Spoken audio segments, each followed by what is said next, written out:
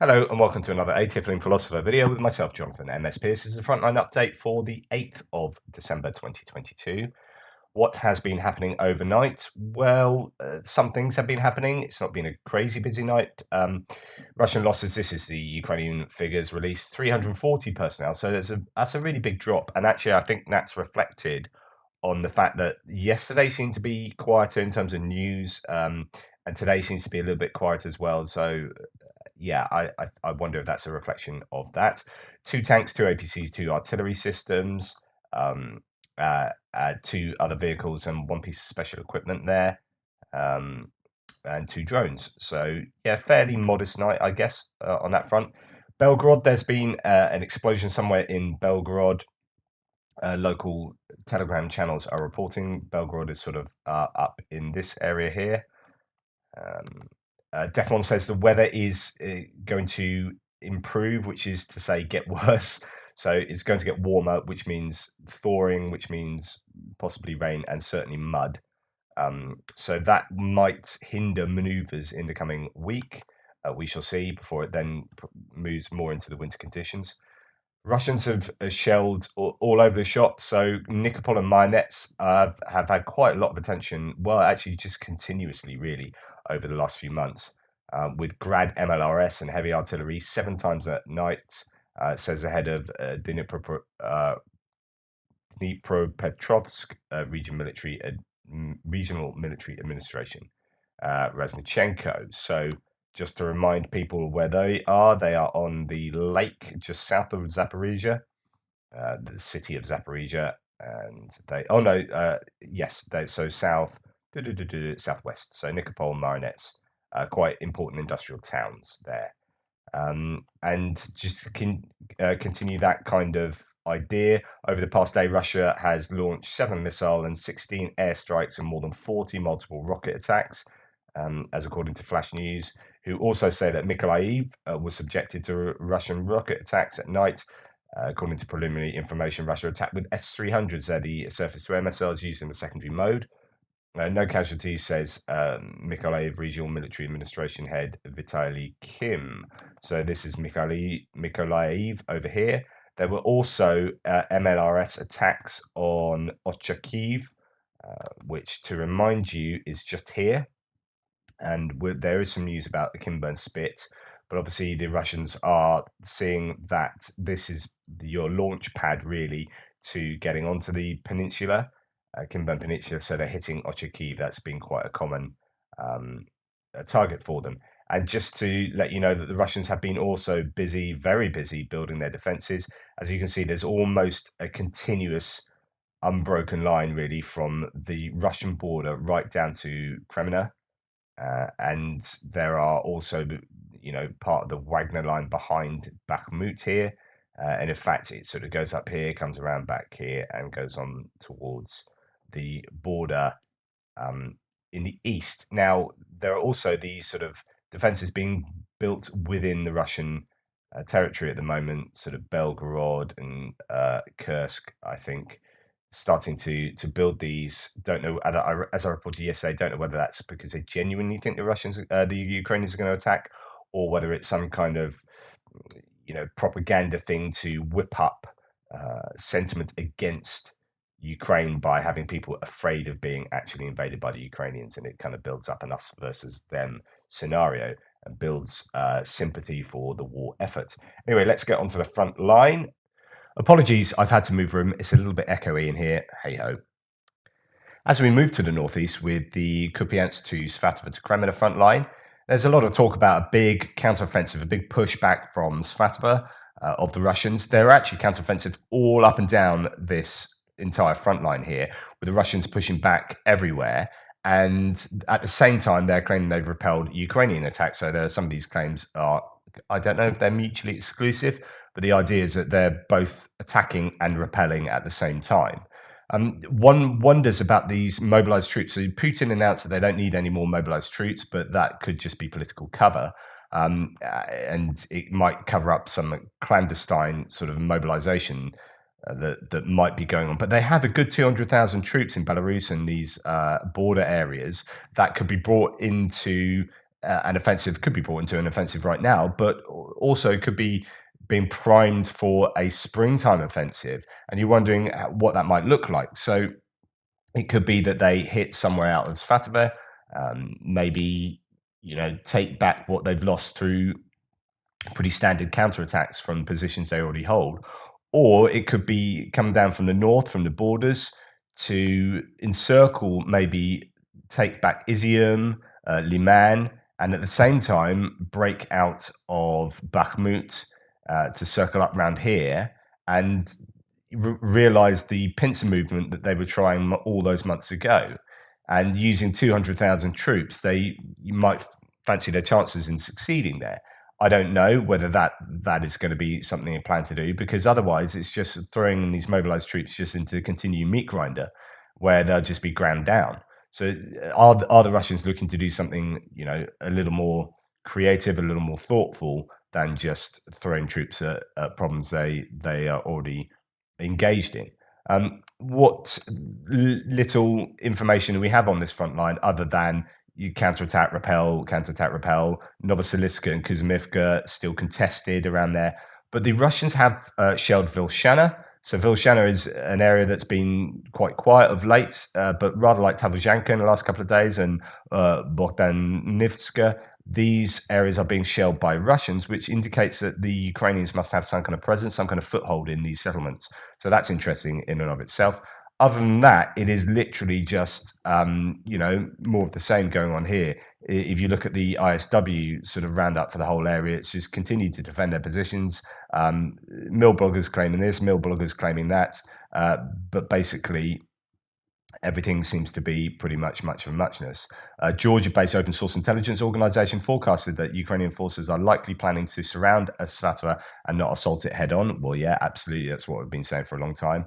And then just counterattacks. So really, we can go all the way down to Chervonopopivka, direction of Chervonopopivka, that the Russians have been attacking Ukrainian positions there. So that's been the site of Ukrainian attacks to try and get some purchase across the P66 and towards the Krasny River, towards Krasny-Rachensky. But it looks like the Russians are pushing back, as they are all up and down that whole front. So there we are, no change, but just a lot of activity. We just quickly look at what No Report says. So everything I've already said, but the Ukrainian officials say Russia is preparing a counteroffensive from Svatove, and then we go down to the Kreminna area. No map changes. Fighting still south of Kreminna in Zerebransky Forest, where the Ukrainians have a foothold. Russian forces counterattacked at Chervonopopivka. No information yet on Dirbrova, and Kuzimierna is still not fully confirmed. Attack on Bilohorivka repelled. Okay, just to give you some understanding of that, that's Dirbrova, which people have in different hands. I've got it under Ukrainian control, but we do need some kind of formal confirmation of that. And there was some claims that the Ukrainians have made gains in this small settlement there, but No Reports is saying that we're sort of waiting definite confirmation on that. And other than that, there's fierce fighting around Bilohorivka. And as we come down south, the big news is around a place called Yakolivka. So Yakolivka is here. Now, there's a lot of, there are many claims from Russians that they've just taken that. They fully are now in control of Yakolivka. But lots of Ukrainian sources are like, yeah, the Russians are claiming this. We've got no evidence of this at the moment. So it's kind of wait and see. I've not changed my map at all. Let's have a look at a couple of the sources. So let's see what No Report says. So Bakhmut, Russian sources claim that the Wagner PMC captured Yakolivka. Proof is very minimal and debatable. We are waiting for more visual confirmation. Battles are most fierce east and northeast of Ivangrad. There are situational Ukrainian counterattacks and successes. So it claims of some successes from No Reports, but the Russian military bloggers have claimed that there have been no successes for the Ukrainians, that they're taking lots of casualties. No Report says that fighting is pretty much ongoing all around there. In fact, Spierny's come back into the news a little bit, and there's fighting around Verkhnokamayanska and Marinka as well. So Russians are very busy. So Yakolivka, we shall see. And the usuals around Opitny and Ivangrad attacking around there. Ukrainians trying to counterattack. I don't think the Russians have made much progress to Klishchivka, although some of them will say they have. It's quite difficult to attack from up here because, like I've shown you before with the topographical map, this is higher ground. There's lots of trenches up here behind Klishchivka, and it sort of dips quite a bit here, and there's sort of natural defensive positions along this railway line. So it could be the Russians are actually further back from there. So that's going to be difficult for the Russians to get.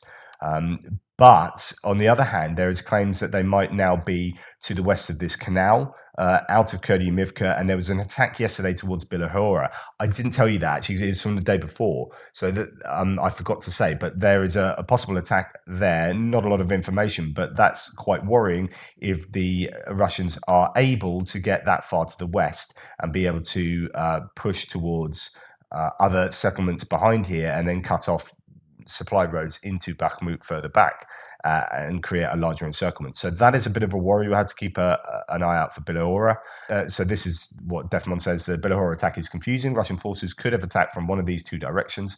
One of them would assume Russian occupation of Kupiansk. So this is the idea. So Defmon still thinks that Kupiansk, which is this settlement here that's had a lot of fighting, he reckons that's still contested a little bit to the western edges. But he continues.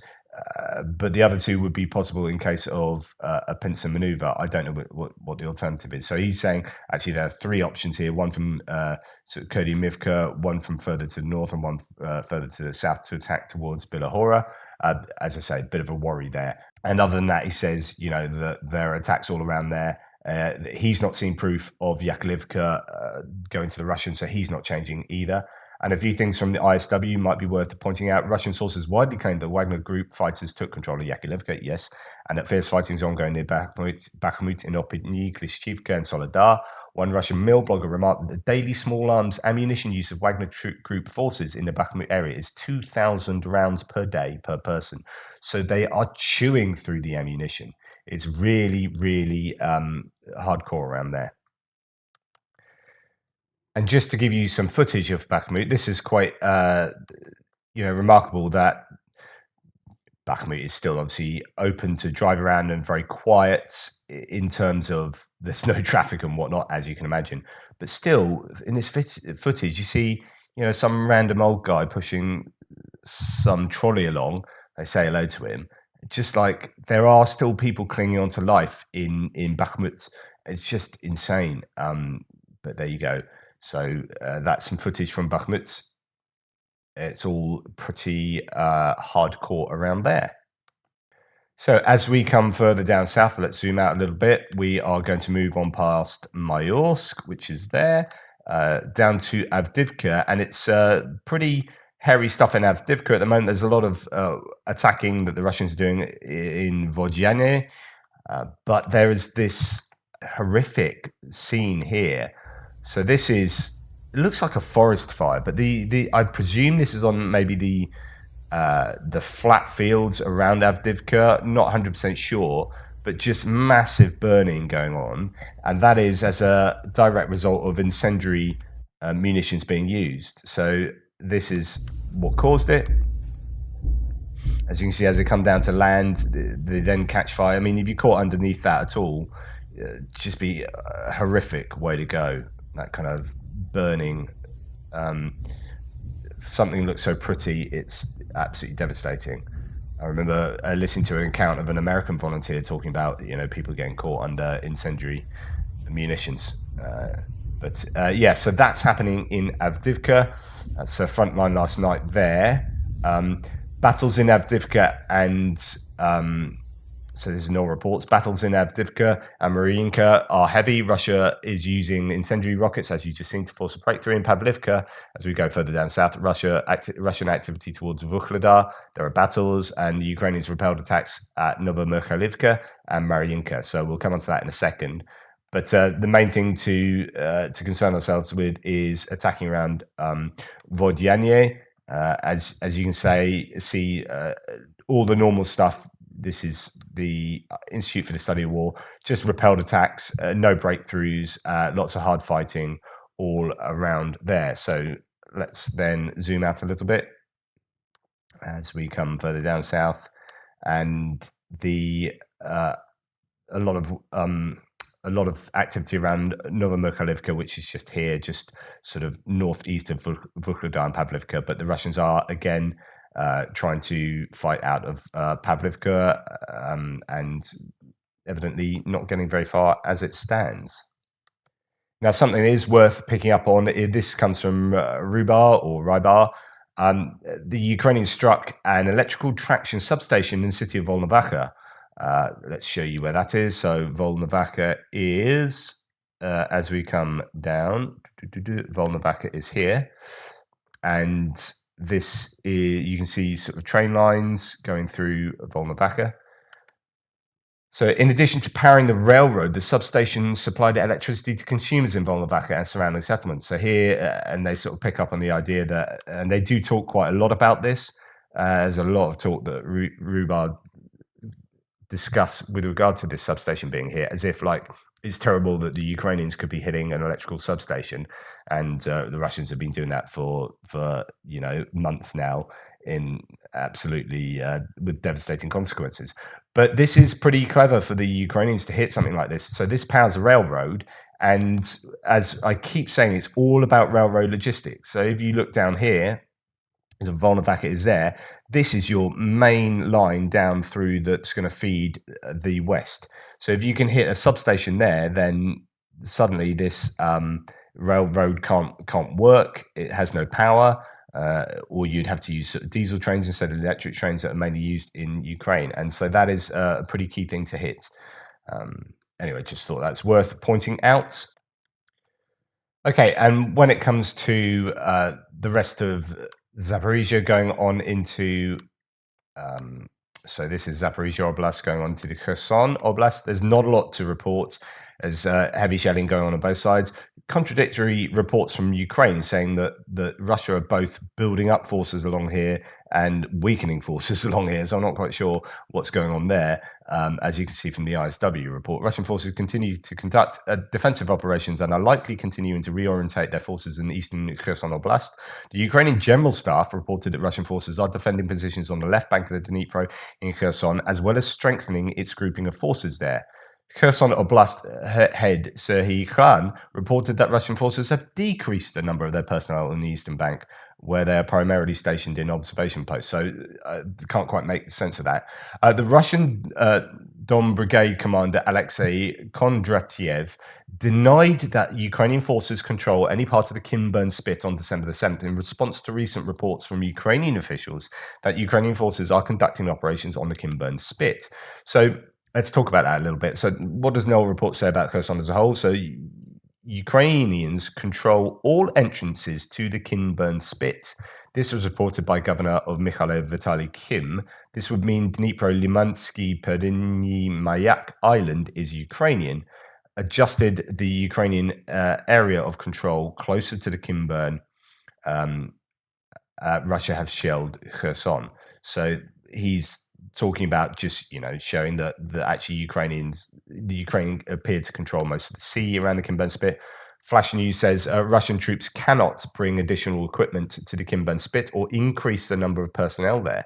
Vitaly Kim, the head of Mykolaiv RMA, announced this on the air of the national telethon. So, which is to say that somehow, or not somehow, Ukraine has fire control over the Kinburn Spit. It means that there are very few ways of getting on there, very few roads on the Kinburn Peninsula, because it's largely sort of national parks. It's muddy or sandy or marshy, lots of different sort of difficult terrain to navigate. And if you just hit if you've got those key roads under fire control from various places in across this river estuary, then the Russians can do nothing really to get forces onto the peninsula to defend it. There's only sort of 3 settlements there anyway, but there's a operational security. Don't really know what's going on there, but there is Ukrainian presence, and the Russians can't get their troops there. Okay. Other than Sevastopol being hit or attempted to be hit by a couple of drones, in the day after the Russians hit Ukraine with drone and missile attacks themselves. there's not a lot to report, really. So counterattacks and repelled attacks and all sorts going on, not much other than around Bakhmut, Yakolivka and Bilohorivka are the places to look out for. Anyway, thank you for watching. Please like, subscribe and share. Check out uasupporter.com /ATP. If you put that ATP in and buy anything from there, I get a little bit of commission. That's obviously fantastic. Thank you for that. But thanks for all your support. Really appreciate it. And check in with me later for the Ukraine War Update extra video.